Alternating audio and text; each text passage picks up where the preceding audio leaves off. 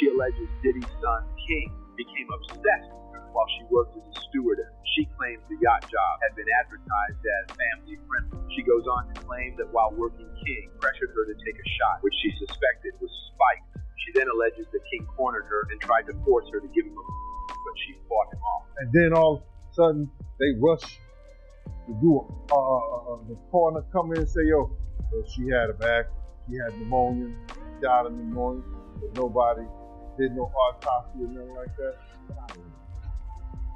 Have a funeral, put in a gold casket. It takes, 2 months to get those gold caskets, had it within a week, or you're a millionaire. You're a multi-millionaire, you can get it. The hits just keep on coming against Diddy, with a string of new civil lawsuits filed against the embattled music icon just this week. But Diddy isn't the only one who's facing some major allegations. Two of his sons, Justin and Christian Combs, are both name-dropped in several civil suits that list Diddy as defendant, and the accusations against them are pretty serious. Kim Porter's death has always been one of the most unsettling mysteries tied to Diddy, a healthy woman, a devoted mother of 3, and someone with no serious medical history suddenly dying of pneumonia that alone had people questioning everything. But now, with Diddy's legal troubles escalating and the FED is allegedly opening the case, even more disturbing details are surfacing. And the latest twist, Diddy's own son, King Combs, is now being linked to Kim's so-called Gene Deal. Diddy's former bodyguard has been one of the loudest voices pushing for the truth about Kim's death. From day one, he has refused to accept the pneumonia narrative, and now his suspicions are making even more sense. Man, I wish, for the sake of Kim's family, because, bruh, if you know what I know,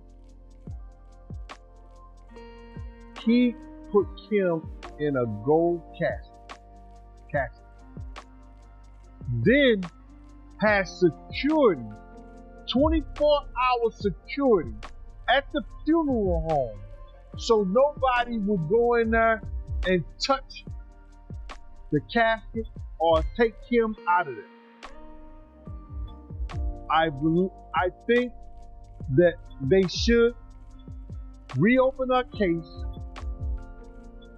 and have an independent pathologist look at everything about it so she can rest in peace. So, I know people, paperwork, and this other young lady on the internet, they are spearheading the reopening of Kim's case. And I hope they do. How you feel about that personally? What do you think happened to Kim Porter? Well, personally? Yeah. I just can't believe that somebody that had the normal flu, that had doctors on speed dial, that they had enough money that they could get the half of the hospital to come to the house and take care of her, that she died of just pneumonia like that. And if you get that point where you can't breathe, and if you know you ever had a cold so bad, I had COVID and I couldn't breathe, but I still made it to the hospital on my own. I can't believe that she stayed in that house, laid in that house, and died like they said she died. So my personal opinion is that somebody needs to reopen that case, and there needs to be a person that can do an independent autopsy to tell us the truth about what really happened to Kim Porter. What did you see him do with Kim Porter? I seen him inside the car, grab her up. I seen him smack her, you know. And one thing about Kim is Kim got to the point where she fought back because she realized how powerful she was. It was one incident on Sunset Boulevard in front of the Beverly Hills Hotel where I just seen the car rocking back and forth. You know, of course he put everybody out the car, but I seen the car shaking, so I opened the door. I said, "What are you doing? You know, what are you doing? You see where we at? What are you doing?" And Kim got out the car like nothing happened. And she fixed her hair and she told him, she said, "I want to see you explain to the media that scratch I'm going to put across your face if you put your hands on me again." And that was Kim's attitude. Kim's attitude was she realized that what he had to explain meant more to him than anything. Once she realized she had that power, she said, "Nah, not no more. Because you're going to have to explain why you all my friend." Jean recently revealed that before Kim's passing, she was often covered in bruises, and after Cassie's lawsuit exposed Diddy's violent nature, those bruises are starting to make a whole lot more sense. We all saw the CNN footage, but here's where things get darker. Kim's laptop and iPhone mysteriously disappeared. After her death gone wiped clean, no traces, no records, no explanations, and somehow no one questioned. Right. I respect it. Kim Porter, you was telling me before this interview that Dallas Austin, his daughter, was at her house the day she died. Yo, I heard that the Paperclip party broke that story because it was told to them by Kim's Porter's father that is in the police report. That this is in the police report. The Dallas Austin daughter, who was a friend of Kim, left her house at 8 o'clock. That Kim had made a call, 911 call at 2:15 that morning. And I don't know what happened in the 911 call or what was said. But they said that Dallas Austin's daughter, according to Kim's father, was the woman that left her house at 8:15. So she was the last person, according to her, to see Kim alive. And that was broken by the Paperclip party because they had a conversation with Kim's Porter father. That's crazy. Now, what was Kim's state? Why did, and in the report, didn't it say she had blood on the pillow and bruises or something like that? The case needs to be reopened, man. The case really needs to be reopened. Because if that girl was there and she said that Kim was all right, what happened from 8 to 11? And why did all Kim's stuff come up missing?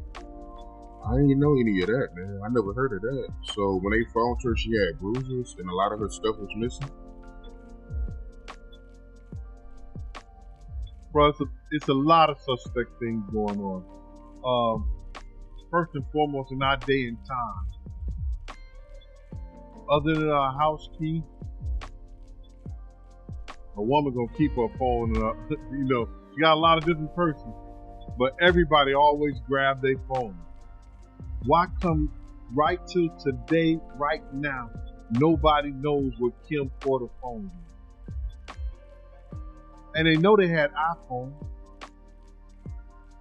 Why have nobody went to the cloud and got the text messages and the things off her phone? Because everything that came in that phone is text, and you know your iPhone find my phone. Nobody tried to find the phone. I would love for her son, who has all the rights, to go to and get all the stuff out the cloud. Her last text, who she called, who she spoke to, who called her, where was the last place her phone was at before it was destroyed and cut off. It will tell you that too. You personally, what do you think happened to Kim Porter?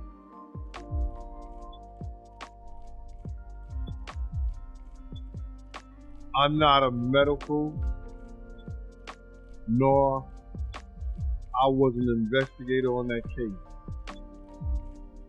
I don't believe that an individual with her, I want to say, financial status would lay up in the house and die of pneumonia without a doctor or some kind of medical person responsible. So I think it may have been some, I guess, foul play. But we need to get what the fire department, what the coroners, what the pathologists, and everybody, say. So you feel like she was? I feel that it was some foul play in her death.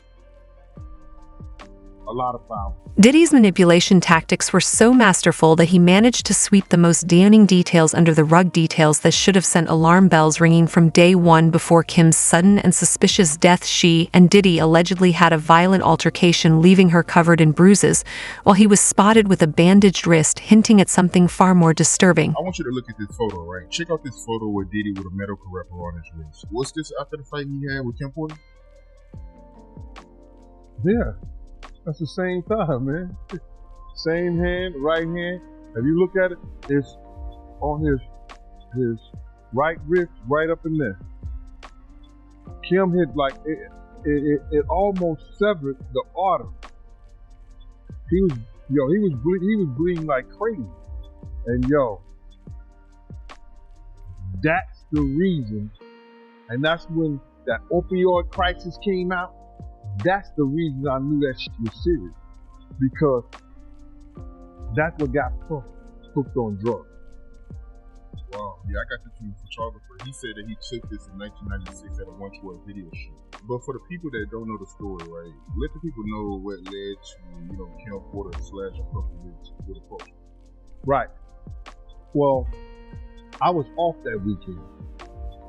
Because I usually have Puff on Friday, Saturdays, and Sundays. Friday after work, Saturdays and Sundays. He was staying with Kim the whole weekend, so he said he wasn't going out. He wasn't going to do anything. I said, cool. Told me I was off. So now, I get a call. It's on a Saturday. And it's from Kirk Burrows and Paul. They're like, yo, Gene, Puff is by himself over at St. Luke's Hospital. I was like, yeah, what happened? They say, yo, Gene, you gotta get over there because ain't nobody, nobody there with him. Blah, they this, that, and the third. So I rush over to St. Luke's Hospital. I see Kim, they in the emergency room. Flash my bag, I go up in there, ask them what room we in, they let me know. So boom. I see Kim. She's in distress. And you could tell that by her arms being folded, she was like, if I'm describing it, she was in distress herself, whereas that she could have been in pain, she could have been hurting, because I did see a bruise on her face, and I see bruises on her arm. I've seen bruises on her arm and on her hand. And then Puff was sitting in the chair, and with the thing wrapped around his arm, telling Kim that this is how I make my living. You could what you call my living. You could mess up my whole living. He was trying to make her feel bad. So I was like, what the fuck happened? So I'm just listening to the dialogue between them two. And he's sitting up there blaming her. And then she was like, yo, I told you to stop. And then she wouldn't say it. She said, I told you to stop. You wouldn't stop. So then the nurses came in there. he had to have, some kind of surgery and everything like that. And that was it. It was from them fighting. Kim said, because I asked her, Kim said that he would stop hitting me and I grabbed the corkscrew and made a mistake and caught him on the wrist. It's a hell of a mistake, Kim. So that's what happened. Wow, you said that's what got him hooked on drugs? That's what got him hooked. He couldn't get off those pills. Man, we used to meet this little white guy that he would give Puff a bottle of pills like this. Like once, like every 3 to 5 days. You know what I'm saying? Every 3 to 5 days, they would have a pill bottle like this for $1,500. And this little white kid, whatever Puff called him, he was gambling. I don't know where he was getting them from. Maybe his father, he worked at a pharmacy, his father was a doctor or whatever. But this is way before that crisis came in. These was, what they call them? Not Tylenol or codeine, but these were straight, I think codeine or opioids or something like that. While we don't have direct proof linking Diddy's son King Combs to Kim's death, the whispers are growing louder. When Diddy was arrested, his kids stood firmly by his side, dismissing every claim about Kim's death as a wild conspiracy theory. Sean Diddy Combs' kids are speaking out for the first time since the music mogul was taken into custody. 4 of his 7 children released a statement on Instagram saying they want to clear up false rumors about their mother. Meanwhile, a new accuser is coming forward. Senior investigative correspondent Aaron Katursky has the latest. The children of Sean Diddy Combs are speaking out for the first time since their father's arrest last week. 4 of Combs' 7 children writing on Instagram, "We have seen so many hurtful and false rumors circulating about our parents, Kim Porter and Sean Combs' relationship, as well as about our mom's tragic passing, that we feel the need to speak out. Claims that our mom wrote a book are simply untrue. She did not. And anyone claiming to have a manuscript is misrepresenting themselves. A 60-page unverified book published earlier this month claimed to be the collection of diaries of Porter, died at the age of 47 in 2018. The children, who don't mention their father's arrest in the statement, go on to write, "Our mother should be remembered for the beautiful, strong, kind, and loving woman she was.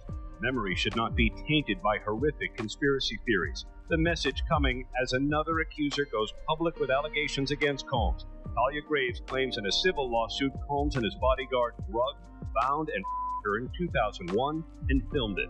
It's a pain that reaches into your very core of who you are and leaving emotional scars that may never fully heal. The 54-year-old Combs has pleaded not guilty to charges he led a criminal conspiracy that women. And Aaron Katursky joins me now with more on this. Aaron, how significant is it to have a new accuser making claims like this on camera as Diddy's facing these criminal charges? Well, look, she is detailing in an anguished appearance with her attorney Gloria Allred what she said happened to her in 2001 and the lasting impact that she said it had on her, and coming after Sean Combs' arrest on criminal charges perhaps lends some additional credibility because he's already been charged in a racketeering conspiracy that sought out women for. She's also filed a civil suit. Could that affect the criminal case at all? The civil suit is at least the 12th filed against Sean Diddy Combs, and the first one from last November by Cassie Ventura is really what touched off the criminal case that led to Diddy's arrest and subsequent not guilty plea on the 3 criminal counts. Without the civil suit, there are probably not criminal charges against Sean Combs, but all the civil cases are now likely to be paused while the criminal case takes priority. Now, some of Combs' children issued this statement on Instagram, speaking out in defense of their mother, but they didn't really mention their father. What do you make of that? It was an interesting statement coming a little more than a week after Combs' arrest here in New York. And the children seemed quite protective of Kim Porter's legacy because there's this 60-page unverified manuscript online that claims to be Kim Porter's diary entries or a compilation of some of her thoughts. And the children said that it just isn't true. And they didn't want her and her memory commingled with him and the criminal case that he's now facing. And what's next in that case now? He's back in court in early October. For now, he is being housed in protective custody at a federal jail in Brooklyn. He's in a dormitory-style open housing cell with Sam Bankman-Fried, among others. All right. Senior investigative correspondent Aaron Katursky, thank you. How are you doing this morning? How's my homie, Justin? Quincy, how are you feeling this morning? Father Quinn.